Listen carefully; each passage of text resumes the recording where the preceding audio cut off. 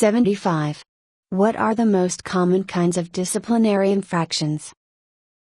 Generally speaking, there are 4 types of transgressions that occur in the workplace: policy and procedure violations, performance transgressions, behavior and conduct infractions, absenteeism or tardiness problems. Although employee transgressions are rarely identical, most infractions can be categorized in one of these 4 areas. Some disciplinary infractions violate more than one of these issues simultaneously. For example, an employee who is excessively late to work violates the tardiness and performance categories. Similarly, someone who engages in inappropriate workplace conduct by getting into a screaming match with a coworker violates the policy and behavior categories. The key to allowing progressive discipline lies in establishing a link or connection between events. Using the example just given, an employee who is excessively late to work may at first receive a verbal reprimand and an admonition to be on time. If that doesn't fix the problem, then a written warning and, ultimately, a final written warning may be appropriate. Failure to meet the terms of the final written warning may result in the employee's termination. In essence, the employee will have failed to rehabilitate herself, despite the company's ongoing warnings and stepped-up consequences. Tell me more. Substandard job performance is probably the most common problem.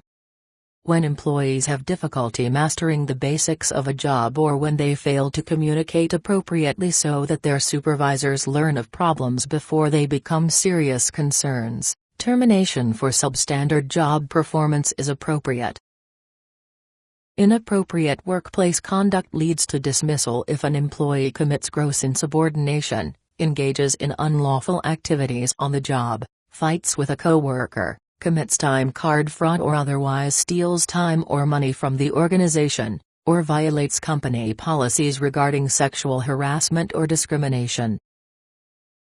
Attendance and tardiness infractions occur when an employee fails to hold himself sufficiently responsible to report to work on time on a consistent basis. Some companies have very clearly defined policies regarding what constitutes tardiness or an occurrence of unscheduled absence. Others handle these matters on a case-by-case basis. Companies also differ as to how many occurrences justify discipline and, ultimately, termination for cause. Why is it important to identify the type of infraction and the link between disciplinary events? The answer lies in the perception of fairness.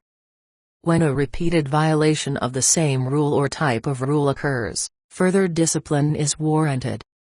That's fair to your workers and would be perceived as equitable by a jury. What you don't want to do, however, is create a record in which the manager addresses employees' isolated behavioral events. Sometimes our forms and policies create these problems for us.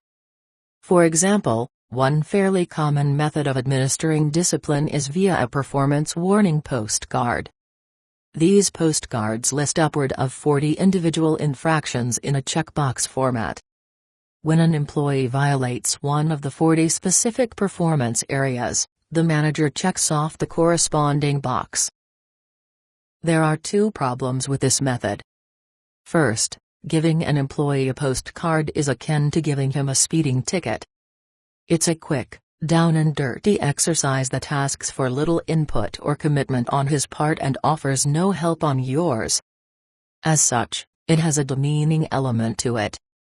Second, and more important, is the fact that disciplinary infractions are rarely identical.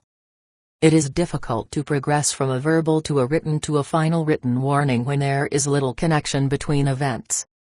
You could end up issuing your employees 2 or 3 written warnings for different infractions rather than progressing to a final written warning for overall substandard performance.